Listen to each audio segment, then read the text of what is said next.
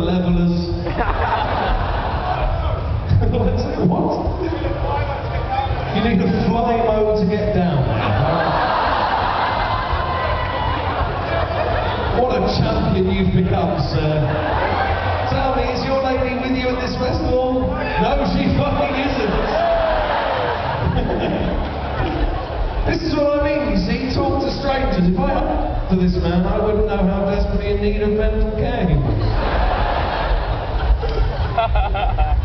Talk to strangers. In spite of this, we understand that the human condition is completely universal. And I suppose the best example I can give of this is I was doing a gig a little while ago and there was a table of 3 ladies sat at the front and I said to them, what do you do? And they said, we're nurses, and the whole room went, oh. Because we are English people and that is what happens when we hear the word nurse. I said, where do you work? They said, sexual health clinic, and the whole room went, oh. I said, have you got any funny stories? And the spokes nurse went, no. And the whole room went, oh. So I went to walk away and I was going to talk to somebody else, and then the spokes nurse went, oh, I could tell you the 3 weirdest things I found in a vagina. And the whole room went, now I am going to tell you this list, but I should point out it's fucking horrific. Your life will not be the same after this, so if you're happy with the way shit is at the minute, leave. Because I looked down at her and said, look, ladies, top of the pops, let's have them as a countdown. The 3 weirdest things you found in a vagina. What have we got at number 1? Sorry, no, I said let's have them as a countdown. What have we got at number 3? That was the point of a countdown. She said, a poo. And I'm pretty sure she didn't mean the character from The Simpsons. I don't think that was... They didn't take a little peek and there he was. That girl again. I don't believe that is what was happening there. Thing is, you've just heard that and you're rightfully disgusted. What I can't get round is at what point in a relationship do you bring that in? How are you there one night going, I love you, darling? I love you too. Good. Thing is, she sees a poo, the whole room goes, oh,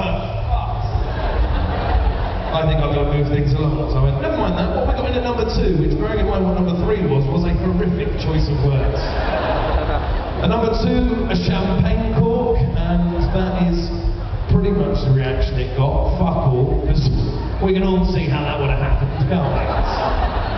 Husband and wife on the old sofa Saturday afternoon, they've had 3 numbers come up, it's only a tenner, good enough for them. He's looked at her and gone, I'm going to give you something special. She thinks, ding dong, the old kick comes off. She's lying spread eagle on the couch. All of he meant, of course, bottle of champagne. He walks back in, surprised to see his naked wife. And off it goes. We can all see how it would have happened. The problem is, if you started with a poo, we've got to champagne cork. Clearly, number 1 can only disappoint. It didn't. And number 1, a human foot. Now you all seem quite like me in so much as I don't think you can hear that without having a few follow-up questions. So I said to her, I had to get her to explain it. So eventually she came up onto the stage, I gave her the microphone. She explained while I stood at the side of the stage. And what had happened was, this very fat woman had gone to the sexual health clinic complaining of lower abdominal cramps. They said, all right, jump up, take a look. They took a look and there was a tiny human foot. The woman was pregnant, but she didn't know she was pregnant. Moreover, she was in the process of giving birth. Now, I don't know if we've got any doctors or parents in, but if you ask either of those people, they will tell you, a foot, very bad sign. Really bad sign. Baby's very much designed to come out head first in a kind of street luge style. Usually a foot means the baby's round the wrong way. It means the umbilical cord can be wrapped in all sorts of unpleasant places. The mother can die, the baby can die, the mother or baby can die. But not on this day. On this day, they push the foot back inside, turn the baby round in utero, and deliver the baby so that the mother and baby survive. They now live happily, healthily, somewhere near Brighton.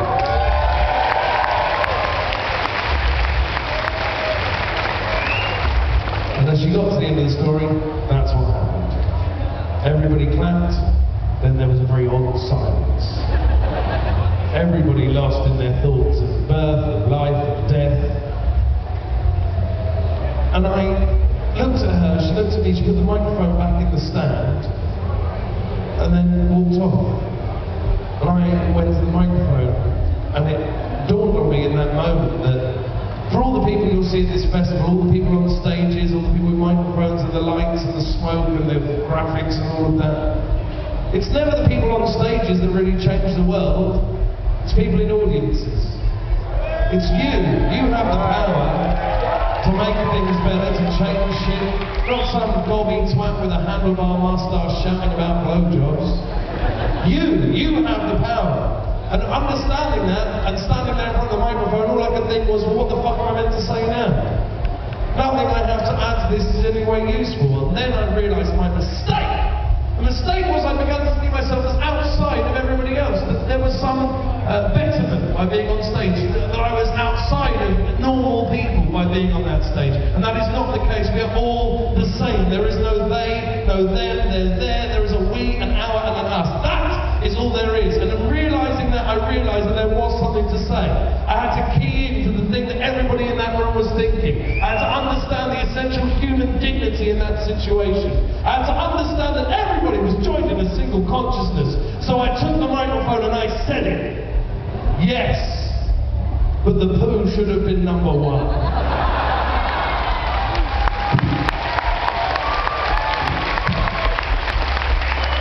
Have a wonderful festival. Enjoy Guns N' Roses with wonderful vibes.